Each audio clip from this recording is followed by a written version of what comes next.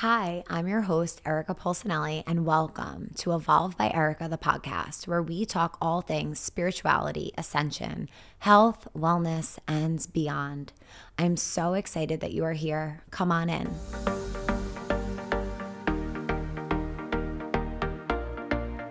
Hi, guys, and welcome to this very special podcast with a guest that I've been so excited to have on. I actually mentioned him in another podcast, and that was the day we got the message that he was coming on. So exciting. His name is David Ghiyam. He teaches Kabbalah. He's also a founder of Mary Ruth's Organics. It's a supplement brand that I've known about for years, and I felt it was known for being the first in liquid supplements. But I recently have been guided to him this year after Jenna Zoe was posting about him to go into the Kabbalah teachings. And it was just what I needed at the perfect time that I needed it.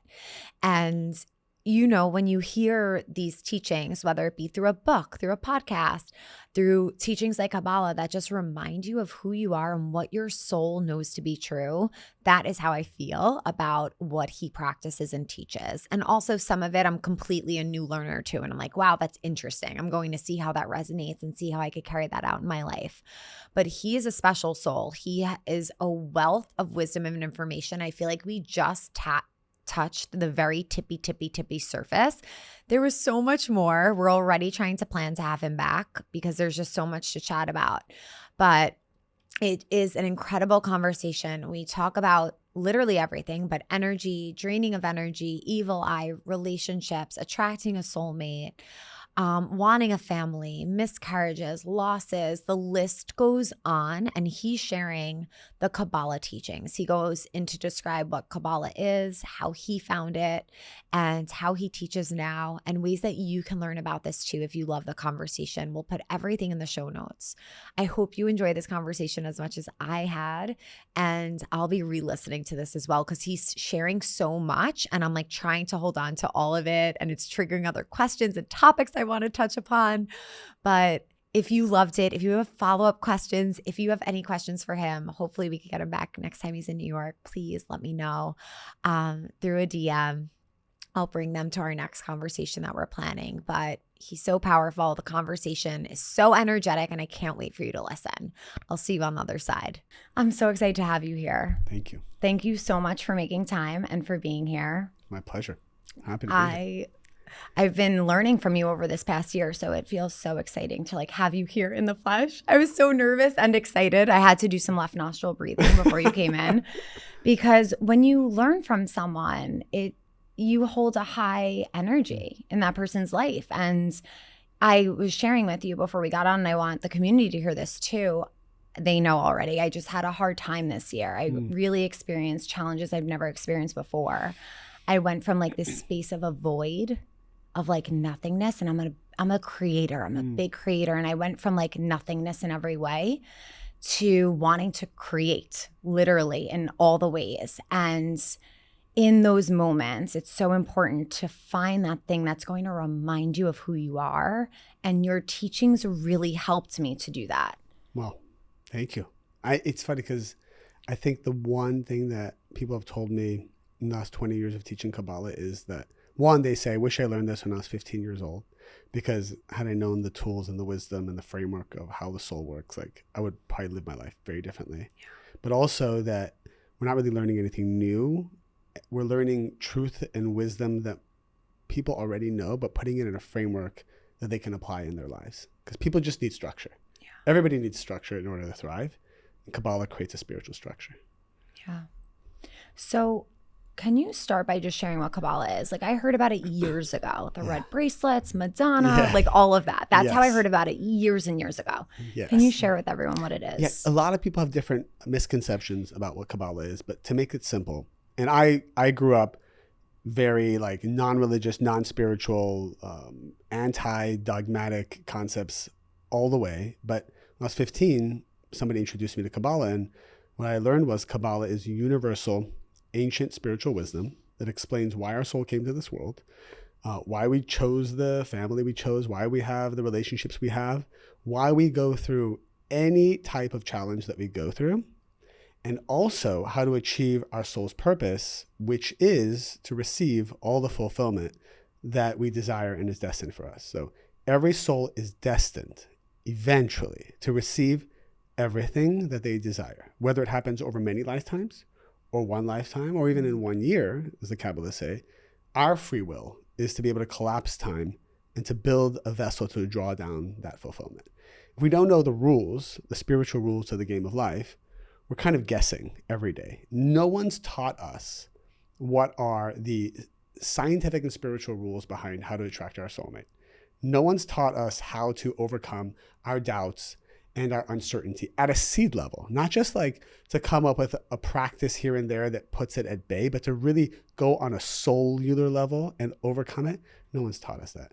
No one's taught us how to remove disease at a soul level.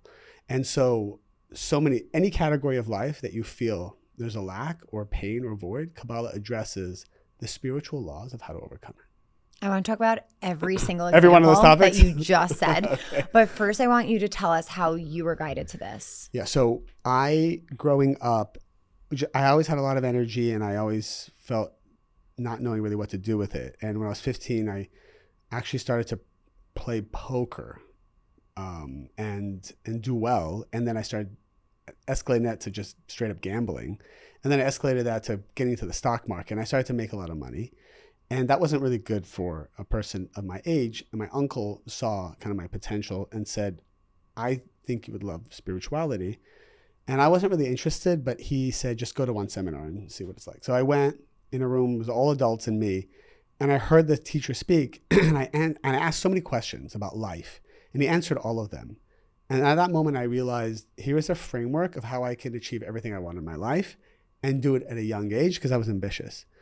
I went all in. I started to volunteer, learn, study, do this all day long. I gave up all the gambling. And I got to college early. I graduated from UCLA when I was 19. And then I decided instead of going to grad school, I wanted to join a nonprofit charity and just teach Kabbalah 24/7 all around the world. So at the age of 20, I joined the Kabbalah Center and that's what I did. I give about 4 seminars a week in different cities all around the United States. And then I would do one-on-one coaching, probably 7-8 hours a day. And I've been doing that actually till today, Wow. 20 years later. And then when I was 29, Mary Ruth and I, we got together and we started a company, which some people might know. It's Mary Ruth Organics. And that happens to be kind of like my creative hobby, I would say, on the side, that we built this brand, definitely using a lot of the spiritual framework and concepts that we learned growing up. So that's kind of my life in a very simple way. Wow. That's incredible. I know it's a huge brand. Oh, You're thank speaking you. of it so honestly. It's a really big brand. I've known about you guys for so long. And I feel like you were one of the first, or at least the ones that I knew, to make liquid supplements. So that was the framework, because after we got together at 29 and we had no money. I came from nonprofit. I was literally broke. I'd never made money. She had come from a very difficult situation where her father and young brother passed away. Mom got sick. She got into health and wellness, but they were straddled with a lot of debt. So when we got together, we said, all right, well, we have to find a way to make money. And she's like, well, I love health and wellness. She started a health practice, meeting people one-on-one, which started to thrive, but it wasn't enough. It caused a lot of stress and pain. She ended up having, 3-4 miscarriages in that period of time because of the stress. Then I realized we need a product. And I asked her, is there a product you would love to make? And she said, my program is called Liquids to Lunch. People get nauseous when they take capsule vitamins during this liquids to lunch phase. And there's no great liquid vitamins out there. And then I have no background, obviously, but through a lot of spiritual work, kind of like I learned that anything is possible. So I just started to watch YouTube videos from 10 p.m. at night to 2 a.m. every day, learning marketing, Facebook advertising, Amazon supply chain, design, finance. Like I just learned all of it in the middle of the night on YouTube. And then we developed a product. We had a couple $100. We developed a product. I think we got 20 bottles of it, 32-ounce bottles, sent it to Amazon. I think it sold like in a day or two. And that was the birth of what is Mary Ruth Organics today. So cool. Yeah. Oh my gosh. And there's 1,000 miracle stories like that, but that's the genesis of how it started. Really cool.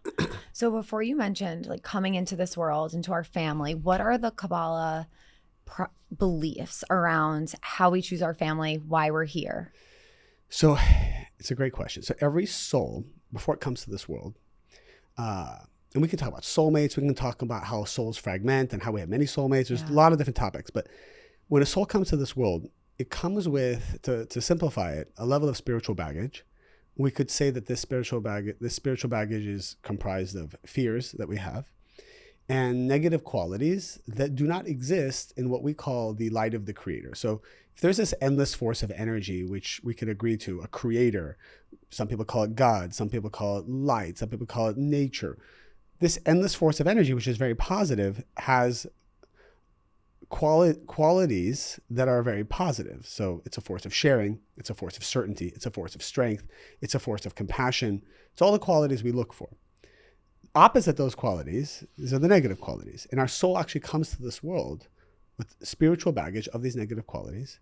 And its main mission in life is to unearth these qualities and transform them. Mm.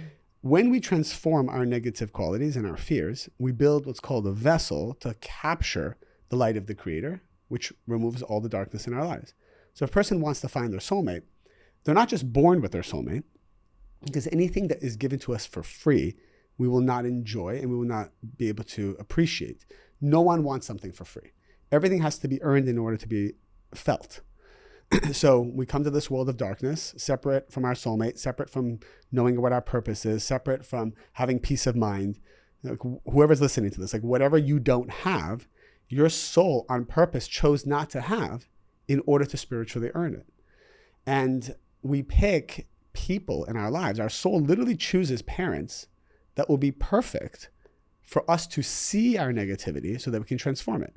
So for example, if I have a fear of abandonment, I'll choose parents that are slightly avoidant or will in the future get divorced, or I'll choose relationships or partners. My soul will literally attract these kind of people who trigger my fear of loss and rejection.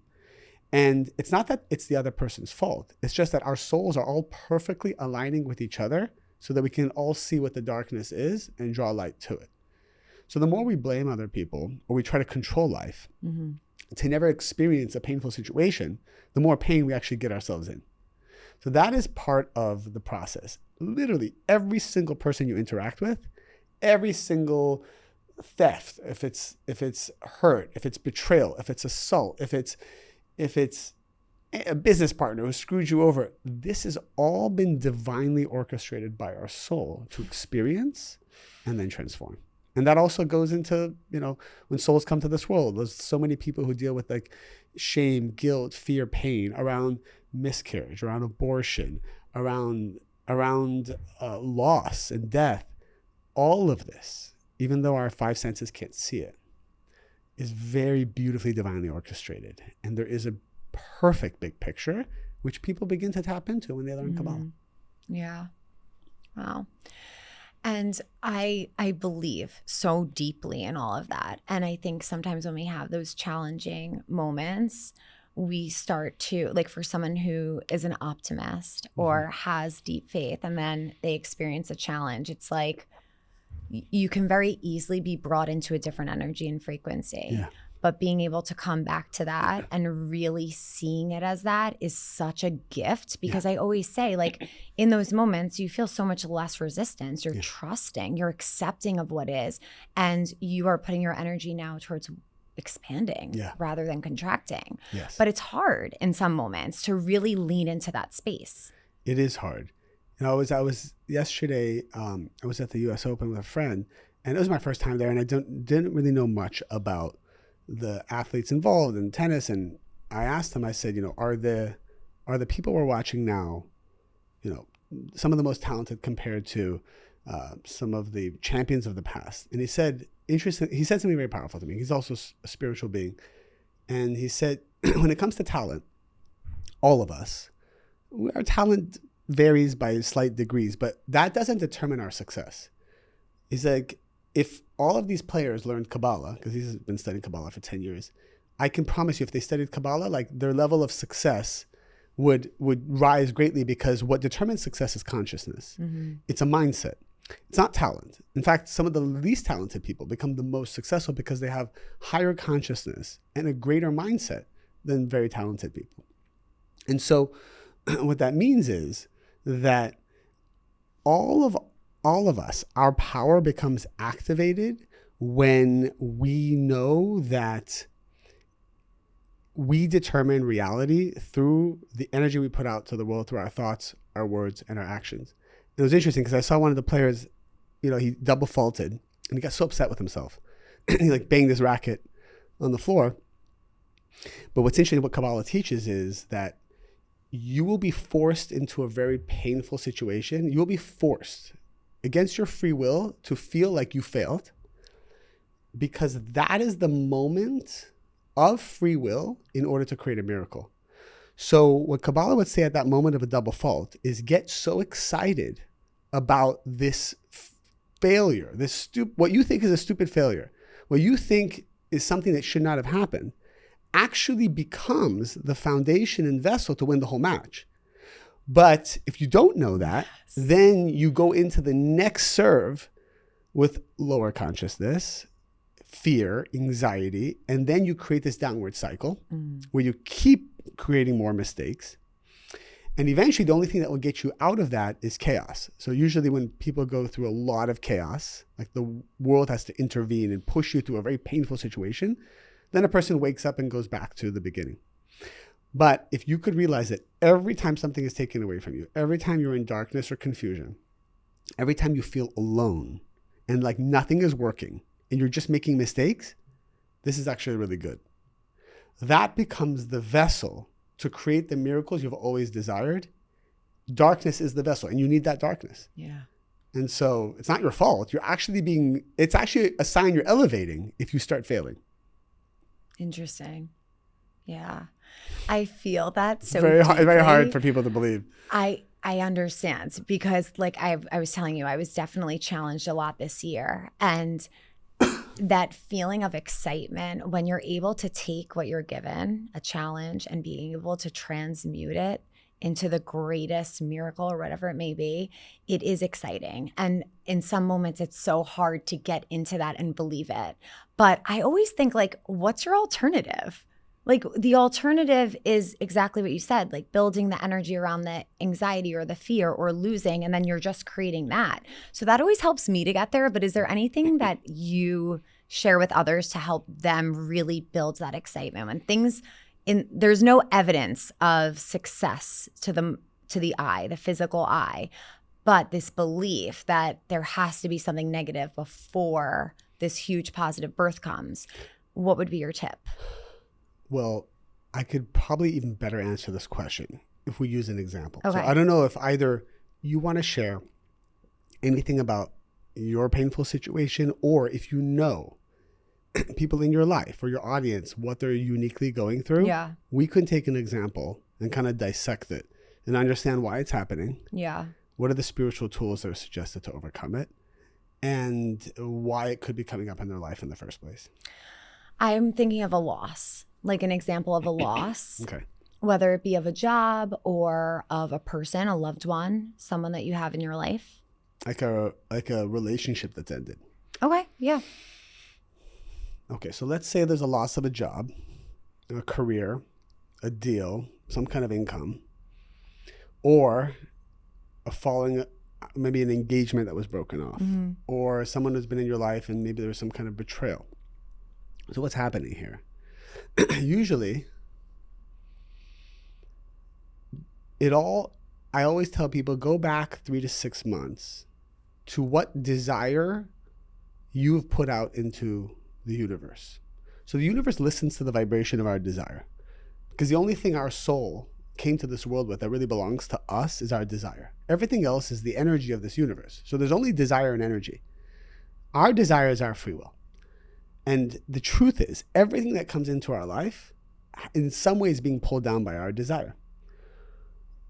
If you put out a desire, let's say 6 months ago, that you want a very fulfilling career, and you're not experiencing that right now, or you want a certain level of income and you're not experiencing that right now, what could happen right after you put that desire into this world is you will experience a breaking of the prior destiny, a breaking of the prior vessel in order to build a new vessel. But that period of breaking is very difficult for people.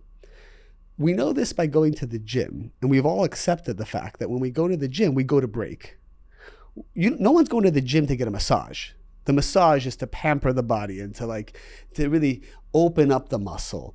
We go to the gym to absolutely shatter the muscle. We're trying to destroy the muscle, which is interesting. You leave the gym weaker than you come in, and that's a good sign. And in fact, the next day, if you're sore and in pain, it's an even better sign. We've accepted this as a society, but somebody who doesn't know how the process of building muscle works, the next day they'd be sore, they would run to the emergency room and freak out and tell the doctor something's wrong with me. My whole body's aching. So the only way to look beautiful, become strong, and have the body you want is to totally demolish and destroy the one prior. So every time you put out a desire into the universe, I want a soulmate relationship, or you tell the creator, tell the universe, I want to find my soulmate. What you will experience is a complete shift of everything that's happening in your life right now. I had a woman who started to study Kabbalah, and she said since she started to study Kabbalah, she can't meet men anymore. Men used to approach her all the time, ask her out, go on dates. She's unapproachable now. And I said, she's like, why is that? It's I almost have a bad vibration now since I studied Kabbalah. I said, well, since you started to study, what desires came up for you? She said, I realized I really want a long-term committed partner and not just finding emotionally or physically unavailable men like I've been attracting in my life. I said, the minute you put out that desire, spiritual forces started to gatekeep all of these lower quality, lower vibration men from even entering your life and wasting your time. The reason why guys aren't asking you out is because the universe isn't showing these men you because you're being protected. You're a high value woman at this point because you're conscious, you're aware, you know what you want. And so all the riffraff is being blocked. Because when you are a queen or a king energetically, nobody's allowed to get close to the king or the queen. Right? You can't approach the president. You can't just get in front of the king. There's a lot of guards. There's a lot of levels that you have to get through. And only people of very superior energy and caliber of society can get close to the king. So your desire was, protect me from unavailable men. And so now no one's asking you out. This is your desire. What becomes a challenge is when we have many conflicting desires inside of us. So for example, the loss of a job. I had a woman who has a business and her company was not growing. And she was stagnant for a while. But she's working so hard, doing everything right, doesn't understand why revenue can't grow. Deeper conversation revealed that the part of the work that she hates is managing people, managing employees. Employees are difficult.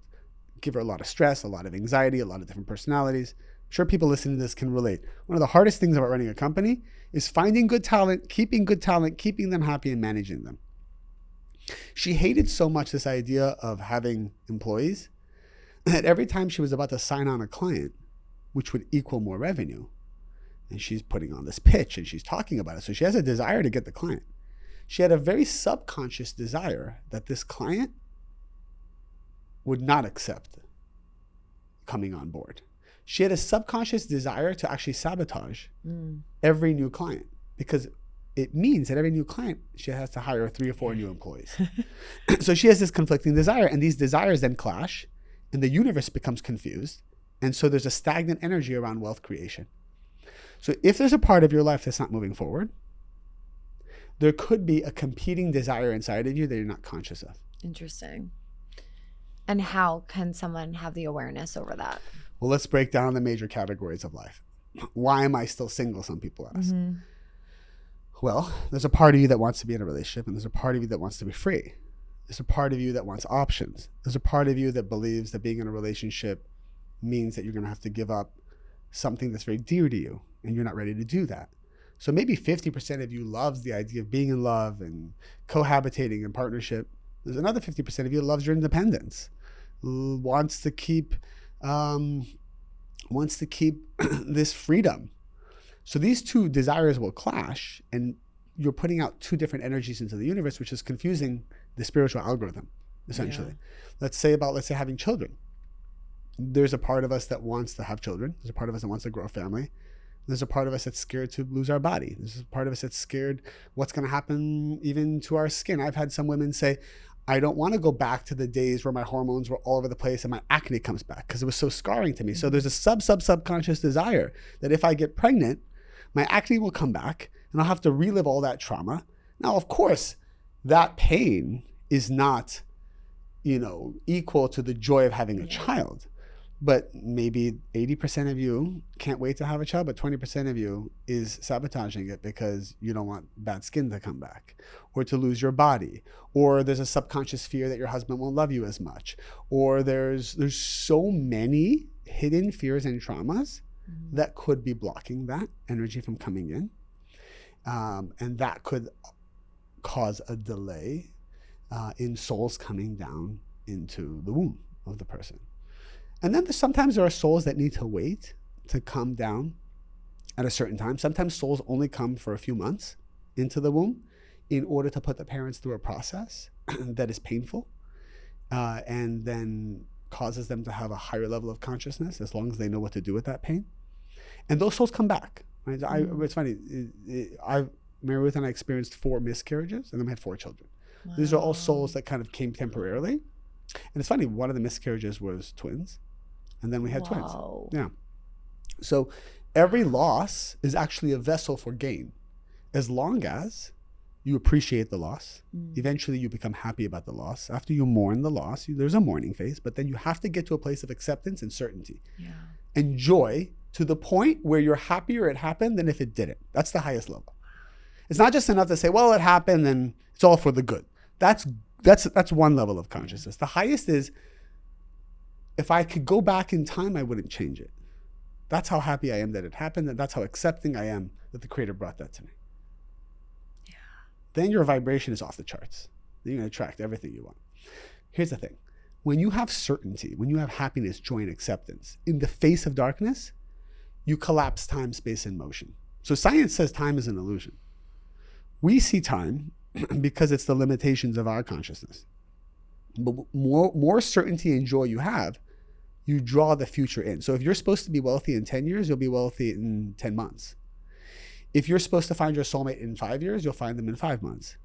If you really reach a high level of certainty, happiness, joy, compassion, and purity, you can bring it to 5 weeks. If you really go high, you can get 5 days or even 5 minutes. Technically, anything we're missing, we could bring in 1 minute. It would walk through those doors. I could pull, if your soulmate right now is in Australia and they're married to somebody else, because sometimes our soulmates are married to somebody else until we're spiritually ready. That happens too. And then the divorce needs to happen. Interesting. Yeah. So if I were to work on myself so intensely this week, as Kabbalah defines, I could accelerate a process that was supposed to take maybe 5 years, and it might just take 5 weeks. That means that couple would have to go through a divorce in 5 weeks.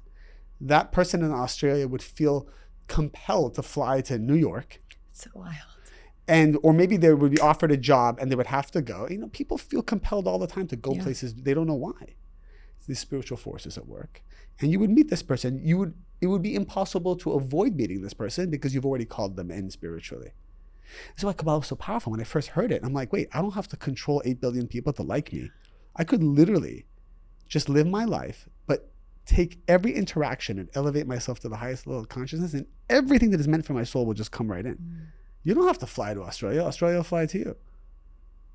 And you said, like, if you do the work, you can shorten that time. Yes. Is the work the choices we make around our mindset?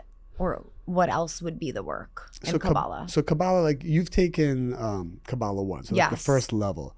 I think in the Kabbalah 1, I talk about maybe 4 or 5 concepts of what that work is. I mean, it's endless. I've given thousands of seminars that go on and on forever, but Kabbalah 1 is like 80% of it. These 5 concepts alone would give you the consciousness of what the work, quote unquote, is. The work happens only when there's pain. So if your day has been the most amazing day ever, That's great, but that's a reward from work you've done prior. Interesting. That is not, you actually didn't reveal any new light, any new miracles today if it was a great day. You need something that there's a pause in feeling good. There needs to be some kind of loss or dip in consciousness or dip in mood. All of a sudden you're in a bad mood. All of a sudden somebody's speaking poorly about you behind your back. All of a sudden something that was going your way doesn't. There's a pivot. All of a sudden your husband's ignoring you or your wife's treating you a certain way. That is the moment of free will to reveal or conceal the miracles in your life. That's the only free will you have is in the time of darkness. Everything else is pre-written. And that's how we can look at it and build that excitement for the obstacles. That's right. Because when you get to a that. place that you get excited about the darkness, and there is a way to get there, then you're unstoppable. There's nothing. This is what they train them in the Navy SEALs. They put them in the most difficult circumstances to the point that they're comfortable. They're comfortable jumping from 20,000 feet of darkness into sharky waters. Like, it's not even an issue for them. They will go and do, and it will be as comfortable as it would be for us to go buy a coffee down the street. When you train someone to love darkness as much as they love light, they're invincible. And you talk about attraction. I had a girl recently ask me, how do I find my soulmate? I said, when you love what you love, when you love what you hate as much as you love what you love, you'll be the most attractive woman, and the right man will come to you. Right now, you just love what you love and you hate what you hate. And so you're just reactive all day long and your mood is up and down. And there's three things that a man looks for in a relationship energetically. And one of them is, will this person bring me peace of mind? It's a subconscious desire that exists in every man. There's a spiritual reason for it. Because men are, they're the channel of energy, so it's very fluid. So men lack structure. It's like water. It's like there's no structure to it. And women are the vessel, so they're very structured. So when a man is looking for a partner, his subconscious spiritual soul is saying, will she be a structure that can hold my erratic energy and my ability to bring light to this world? Will she be able to help manifest that? If there's a part of her that is creating instability or drama in his life, or at least perceived to be, his attraction to her will be diminished. And he will appear as if he has Peter Pan syndrome. It'll appear like he's a non-committal man. Here's what I know about a lot of high-value men. If they appear like they don't know what they want, it's not true. They actually know exactly what they want. They don't want you. And it's hard sometimes for people to accept that. And often they don't know what they want because they haven't found the vessel that captures their attention. And so they are confused. But I've seen men who were totally of the type that nobody thought they would settle down. And then all of a sudden someone came and they were so in love and so enamored, and that became the long-term commitment. But one of three things is, will she create more or less drama in my life? More or less stability, however he perceives that to be. And what about for women? What's their subconscious? What's a woman looking for? Yeah. So women, subconscious, more than anything, is looking for a man who knows how to channel his light to this world. Whether that's through his career or whether that is even as being a father, right? His ability to give and bring energy as a channel to this world is the most attractive quality for a woman. That's why the joke is a man who's wealthier is probably more attractive because his ability to channel energy. But if he's not kind, if he doesn't look people in the eye, one woman told me, the most attractive thing for me is a man walks into the room, he says hi to everybody. He doesn't just in his own world and think he's better than everyone. Well, why is that so attractive? Because he's channeling energy to every vessel in the room. And she's watching that. So each woman will perceive it differently, but women are looking for how men channel energy. Right? Let's say about your husband. What is attractive to you about his ability to bring energy? Is it his career? Is it the way he even treats you? How do you perceive his ability to bring energy to this world? I think it's the energy that he brings out in me and other people. He's like a magnet for really high positive energy. Okay, so But also it annoys me too. Why? everyone wants his energy. He could walk outside to like take out the garbage. Every neighbor's talking to him like, I need him back in here to do this. I'm like, now everyone's going to talk to him. But I have to remind myself, I'm like, that's why I love him. And it's what other people, like I constantly remind myself of that. Think about how powerful it is what you just said. You're very conscious, but a woman who's not conscious would say, wow, I love his ability to just be a magnet for energy and bring all these positive things. But then subconsciously, again, a woman who's not evolved would say, oh, but I hate the fact that all these people want his energy. So what that's called subconscious passive evil eye. A wife. I wanted to get into this. I'm excited. So a wife can give, and vice versa. A husband can give a wife can give a husband passive evil eye, which is this like, in this case, the woman will hope that the husband's energy diminishes so that he attracts less women flirting with him. So she will hope for him to get uglier. She will hope for him to be less successful. This is very subconscious. She's not aware of it. She'll even hope that he like loses his charisma to some extent. So she begins to actually cap him and sabotage him. Also that she can feel comfortable and not deal with maybe insecurity or jealousy or have a difficult conversation with him, which is, hey, look, it's uncomfortable for me that all these women want your energy, but let's have a discussion around like what that means not to leak it, right? These are uncomfortable conversations. Yeah. So people just end up having subconscious evil eye or passive evil eye, and we cap them. Another form of passive evil eye is when you've been with someone long enough, you're always expecting them to do that same negative thing over and over again. So man or woman will come home and be like, oh, I know what's going to happen. There's going to be this kind of complaining, or there's going to be this action. And it's like, you already perceive this person to act a certain way. This judgment caps and limits the growth of the person.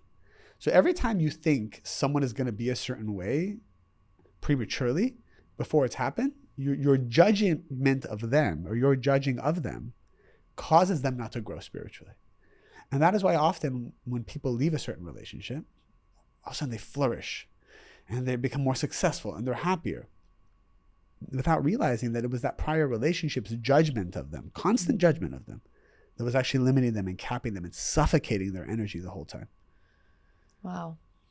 It's so wild what goes on in these subconscious programs. Correct. And we can only acknowledge it if we have the awareness and the consciousness to see it. And I talk about that so much because it's like, our life is so different if we don't have that awareness. And it's just like a switch that we can turn on.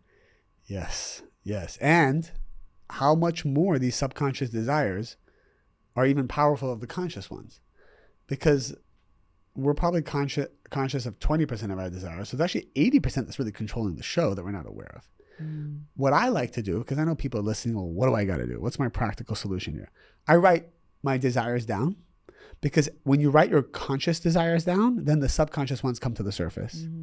So I would say, like, what do you want to receive out of your career? What do you want to receive out of your relationship? And then I would literally write it down. And as more comes, I would just keep writing it down.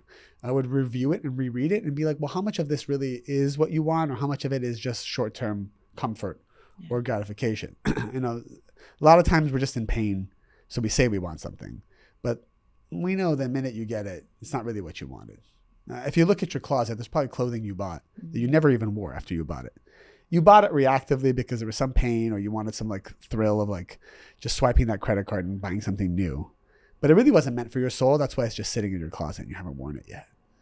And we do that sometimes with relationships too. We call in people just for short-term gratification. It's not really what we wanted.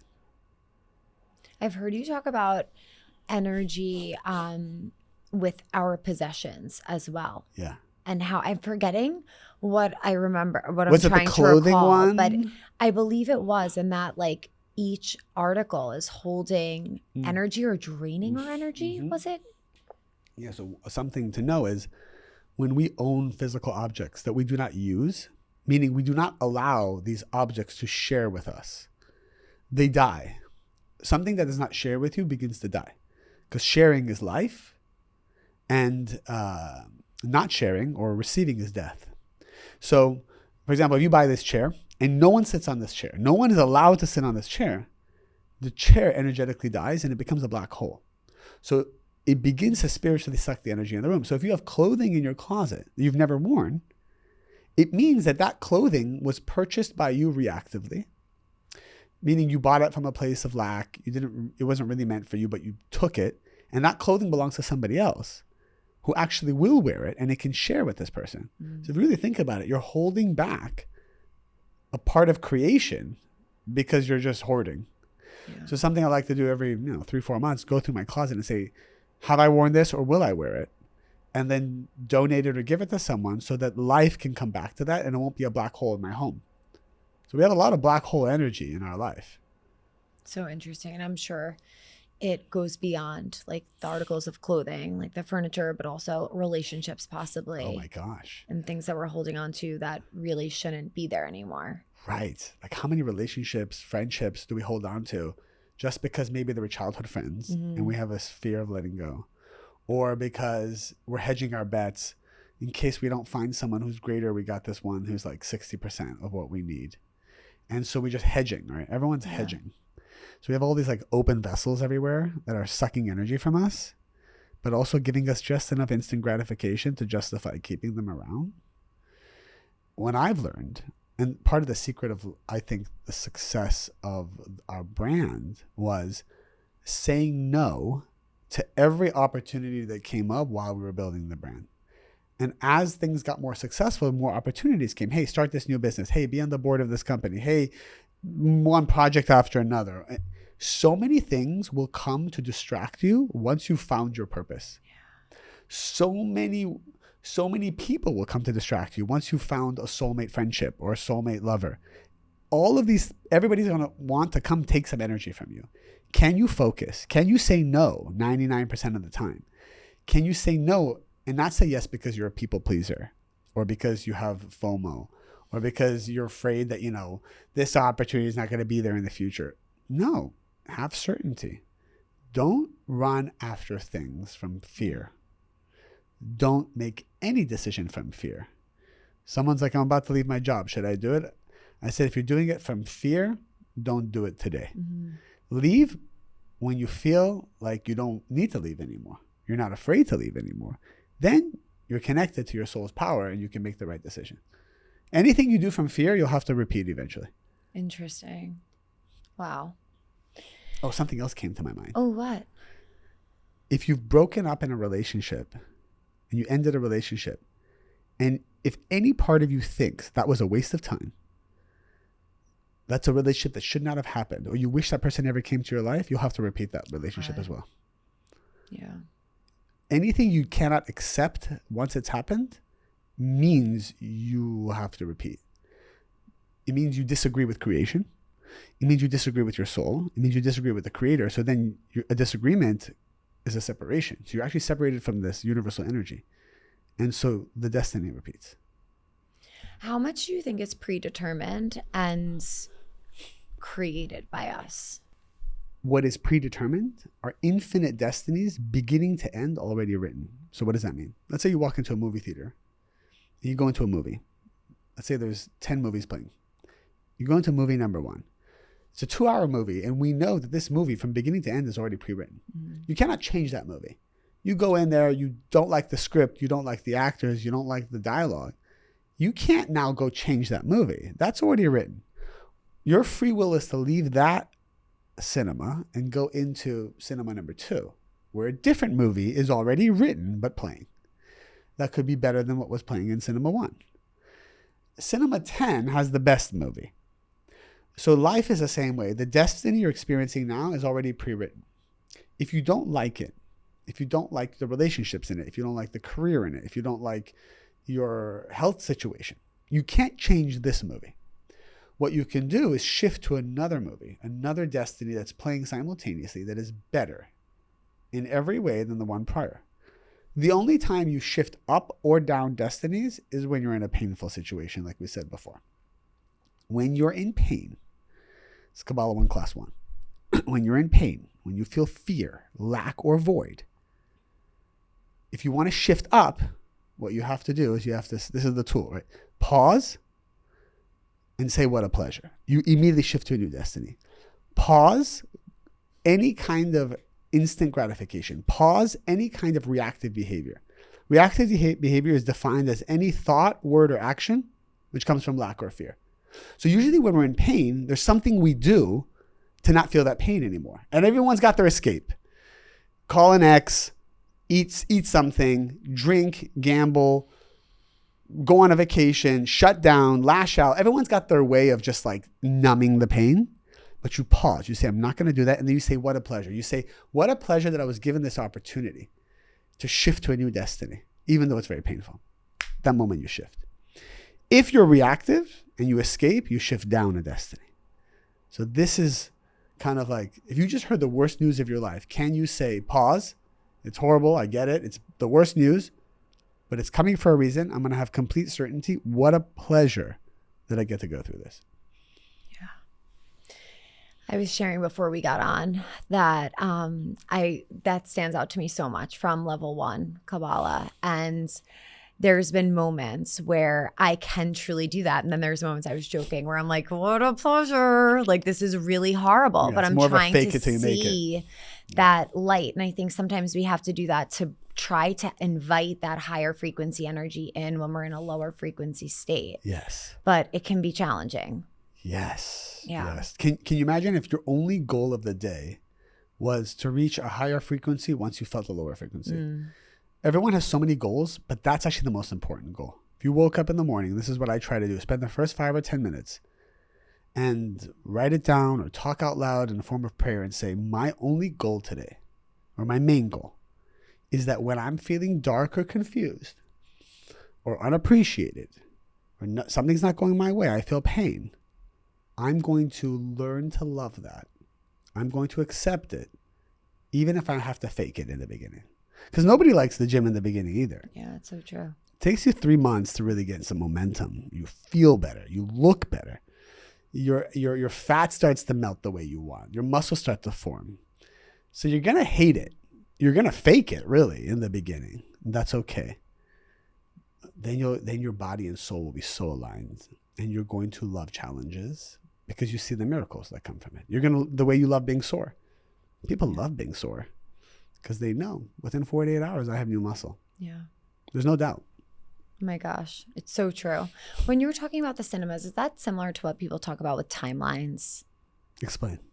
Like, I've heard there's parallel timelines. So right now I'm sitting here with you. We're having this experience, but in another timeline, I am doing something else. It's exactly the same. Okay.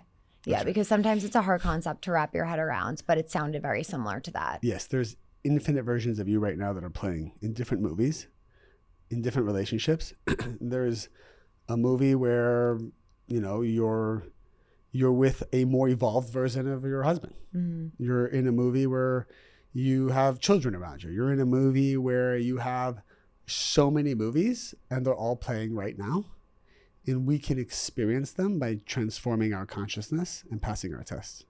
Sometimes I wonder, I had this thought, are those movies the versions of us that live in other people's minds? Because it's hard to imagine that. Like, I was sitting one time and I had this thought of like, when there's multiple infinite versions of me, it's like, what do you mean? Is that like the version of me that sits in your mind that because your version of me is different than my version of me or Ashley's version of me or my mom's version of me or my husband's version of me? That's a deep question. Yeah. I remember, who's a good coach? Who's a good mentor? A good mentor is able to, it's like a good CEO. Good CEO is one who has vision, sees the future. Meaning they see what's going to happen in 5 years and nobody else sees. A good mentor, and I've sat with students or clients, and I'm like, I see for you in 2 years. I don't know when, but I see this whole other destiny. And you know what they say? They say, I don't see that. I don't know if I can get there. I don't know if that's possible. I'll talk to some guy and he's like, oh, my company's making $100,000 a year in revenue. I'm looking at him. I'm like, why do I see that you could be making 20 million? Like, I see it. Mm-hmm. I see you make 20 million. He's like, I don't even know how to get there. I said, look, all I know is I see it. And what am I seeing? What is the creator allowing me to see as a mentor to this person? The creator's like, hey, look, there's about 4,000 destinies up. This guy's making 20 million. He can get there in a year. We can get there in 5 lifetimes. But It's there. Mm. So people often see within us different future destinies, or they could see negative destinies. Haven't you had people come up to you and be like, listen, I'm really worried about you.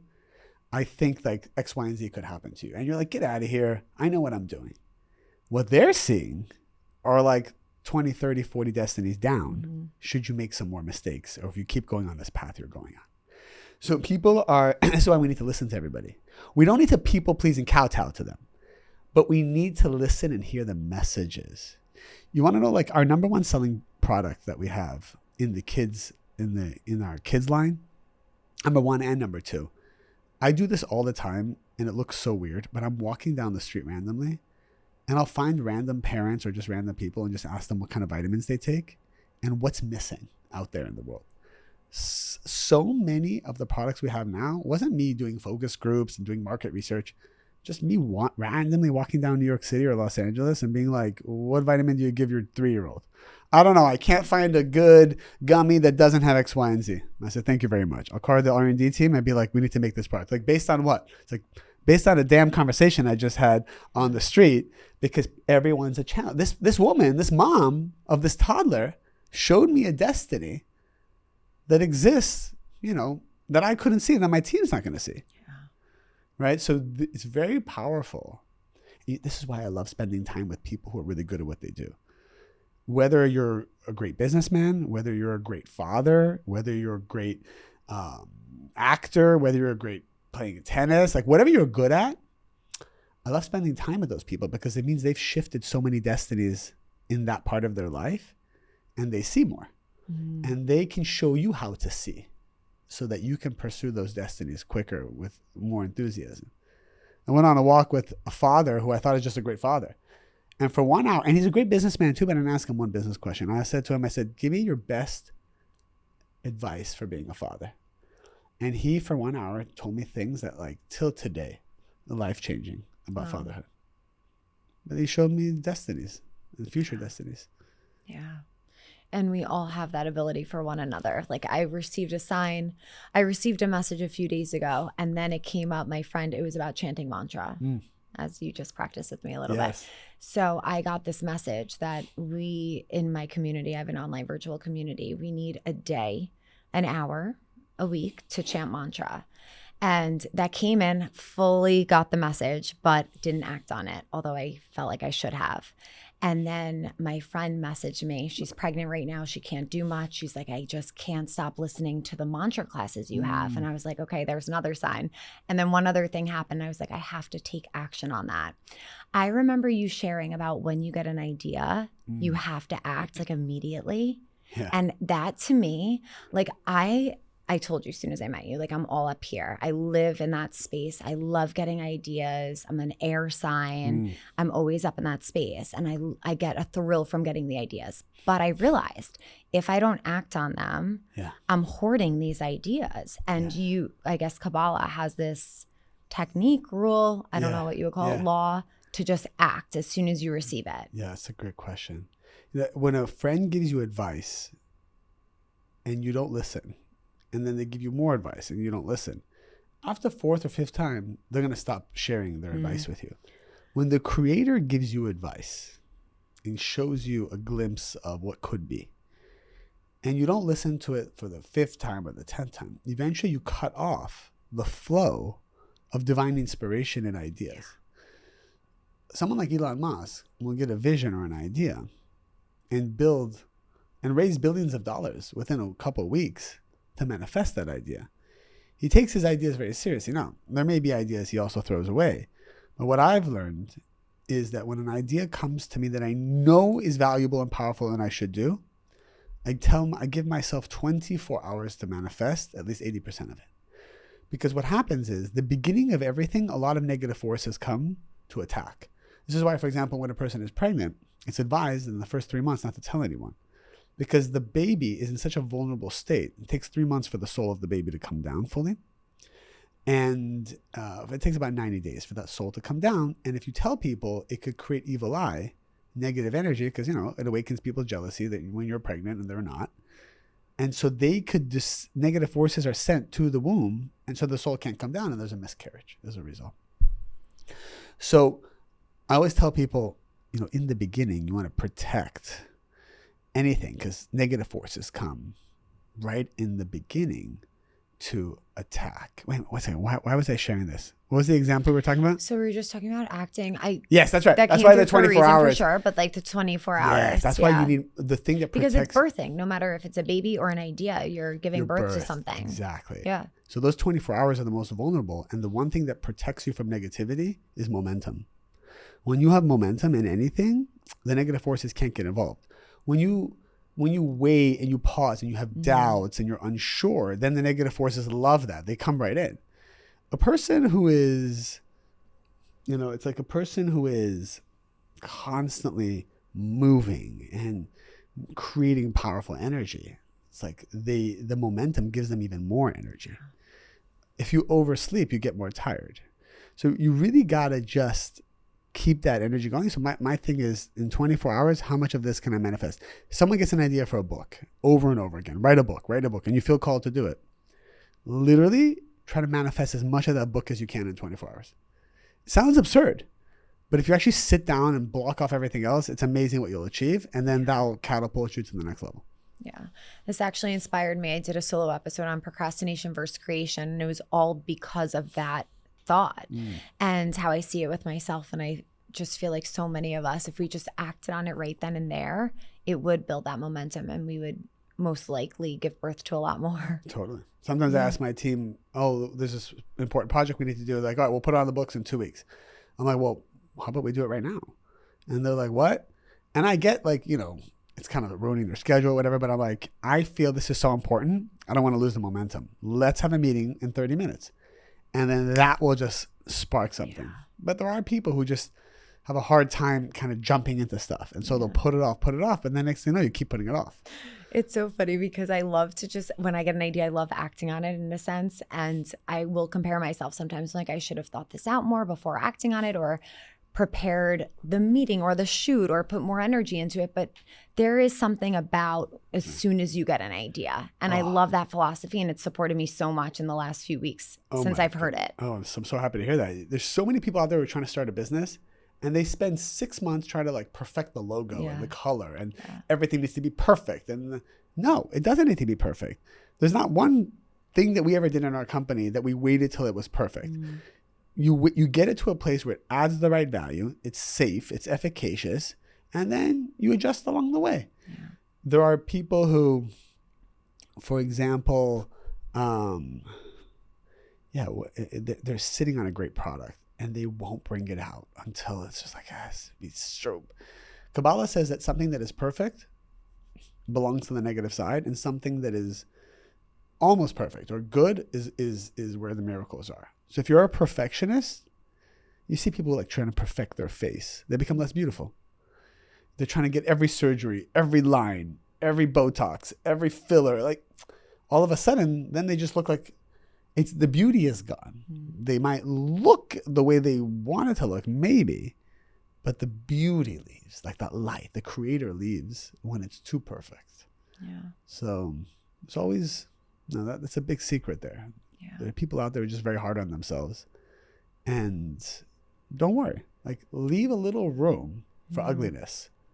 Your soulmate needs wants to see a little ugliness. It's a big secret. Your soulmate is not looking for your perfection. Yeah. So true.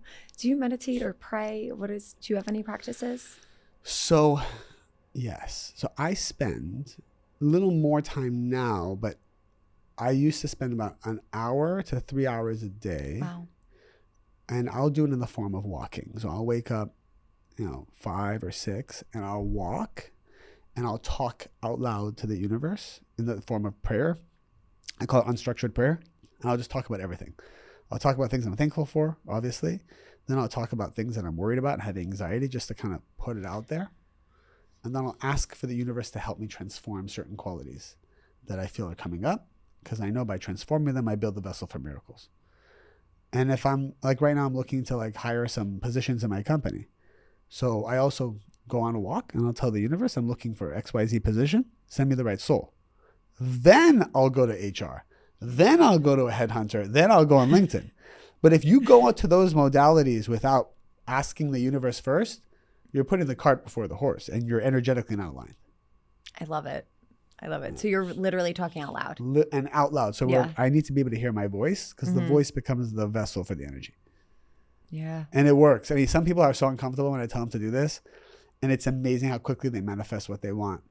And in your own language, in your own words, there's no right or wrong way. And sometimes I'm just repeating myself for an hour. Yeah, that's so cool. In Kundalini, I've had teachers tell me that to speak or listen to mantra, it's more powerful in your own sound current. And I see a lot of things overlap. Oh my gosh. Yeah. Everything you've said, and even what we practiced before, is 100% aligned with what Kabbalah is saying. And I'll tell people, my audience is made up of every religion, religious and not religious, spiritual, not spiritual, atheists, Scientologists, doesn't matter. Every modality is learning Kabbalah and telling me, writing to me that it's making them a better Christian, making them a better Jew, making them a better Muslim, making them a better Hindu, making them better at whatever they already believe in. Because Kabbalah was like that original spirituality that eventually kind of branched out to many religious belief systems that we have today.